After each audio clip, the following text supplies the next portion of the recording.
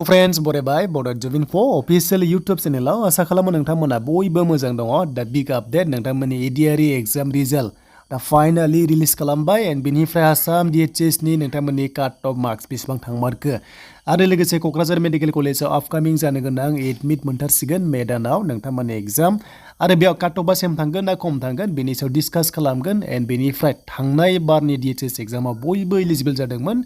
8 फार्स्टनिफ्राय degree फार्स्टसिम जायनि जाउनाव maximum cut off थांदों एन्ड बेनिफ्राय आपकामिंआव जोंहा DME आवहाय खालि 8 फार्स्टनिफ्राय HS पाससिम एबा 10 पाससिमल' एलिजिबल जादों स' बेखौ नायोब्ला काट अफआ जोबोद सोलायगोन एन्ड बेनिफ्राय नोंथांमोना मोजां चान्सआ दङ स' लोगोफोर गोबाव खालामा जों थांनाय फै अफिसियेल वेबसाइटआव ADRE आव स' दायो जों फैबाय अफिसियेल वेबसाइट सेबायाव एन्ड बेयाव फैनाय लोगो लोगो नोंथांमोननि रिजाल्ट बेयाव ग्रेड 3 ग्रेड 4 जायखिजाया क्लिक खालाम एन्ड बेनिफ्राय ग्रेड 3 हिसाबै नोंथांमोननि रिजाल्ट स' बेनो जाबाय स्किल टेस्टनि नोंथांमोननि एग्जामनि बाइबा टेस्टनि बे रिजाल्टआ 3 मेआवहाय नोंथांमोना मोनगोन ग्रेड 3 हिसाबै ड्राइभार बेनिफ्राय ग्रेड 3 आव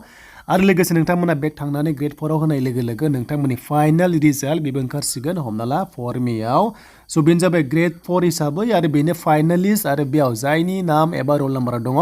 स' नोंथांमोना फाइनाली साख्रि मोनसिगोन गुबुन गुबुन अफिसाव गुबुन गुबुन डिपार्टमेन्टआव नोंथांमोना पस्टिं जागोन बेनो जाबाय 26,000नि खाथियाव भेकेन्सिस दङमोन आरो बेयाव काट अफ होनोबा स' नोंथांमोननि काट अफआ एसे गोजौ थांगोन आरो लोगोसे ग्रेड 4 आव एसे गाहाय थांगोन दा हमना ला ग्रेड 4 आव नोंथांमोना एलिजिबल जादोंमोन 70 प्लासनिफ्राय एन्ड बेनिफ्राय 8 पास लेभेलाव हमना ला 60 प्लासनिफ्राय दा बेयाव नोंथांमोननि काट अफआ थांगोन मथा-मथि 70 प्लासनि गोजौआव थांनायनि चान्सआ दङ एन्ड बेनिफ्राय जोंहा ग्रेड 3 हिसाबै नोंथांमोना बेखौ एनालाइज खालामदो कमेन्ट सेक्सनाव लिरबानो जाबाय जायफ्रानोखि फाइनाल रिजाल्ट नेगासिनो दङ स' बे जाबाय ADRE नि रिजाल्टआ नोंथांमोना 3 एन्ड 4 मेआवहाय फाइनाल लिस्टआ मोनसिगोन एन्ड बेनिफ्राय नोंथांमोननि DHS DME नोंथांमोननि काट अफ नोंथांमोना मिथिदों 90 प्लास थांदों होननानै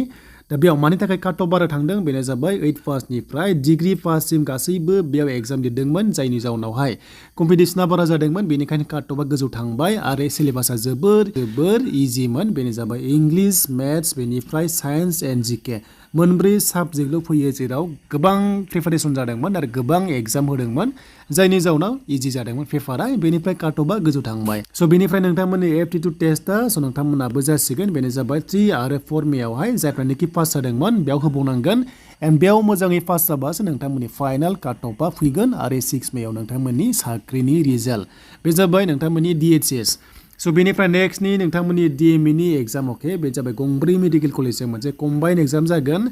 आरो बेनि साबजेक्टआबो नोंथांमोना इंलिश बेनिफ्राय मेथ्स बेनिफ्राय साइन्स GK स' बे मोनब्रैल' फैगोन बेखायनो काट अफआ गोजौ थाङो दा बाथ्राया जाबाय चेन्ज जाबाय बेयाव 8 पासनिफ्राय 10 पासआल' एलिजिबल जादों हमना ला 10 पासनि एबा 12 पासआल' बेयाव लिरगोन एबा नोंथांमोना एग्जाम होनो मोनगोन नाथाय बेयाव डिग्री पास एलिजिबल जायाखै बेखायनो काट अफआ एसेबां गोजौ थांनाय नङा अब्लाबो स' नोंथांमोना 80 प्लास टारगेट खालामनांगोन मानोना पस्टआ जोबोर खम आरो दानिया स' गोबां काट अफ थाङो बेखायनो 80 प्लास थांनायनि चान्सआ दङ स' बेनोमोन नोंथांमोननि DHS नि काट अफ होनोबा दिनैनिया 90 प्लास थांदों थ' बेखायनो स' नोंथांमोना नेक्स्ट लेभेलाव 80 प्लास लानो नाजाथार ग्रेड 4 हिसाबै आरो नोंथांमोना ग्रेड 3 हिसाबै जाहाथे नोंथांमोनाबो 90 प्लास लानो नाजायो स' बेनोमोन नोंथांमोननि एन्ड बेनिफ्राय एग्जामा मे दानावनो जागोन नोंथांमोना थाबैनो अफिसियेल नटिस मोनसिगोन मानोना क'क्राझार मेडिकेल कलेजाबो अपेनिं जाबाय जेला स' थाबैनो पस्टिं जागोन आरो नोंथांमोननि साख्रिया जाना फैगोन स' बेनोमोन दिनैनि लेटेस्ट आपडेट ADRE आरो DHS एग्जामनि आरो काट अफनि बागै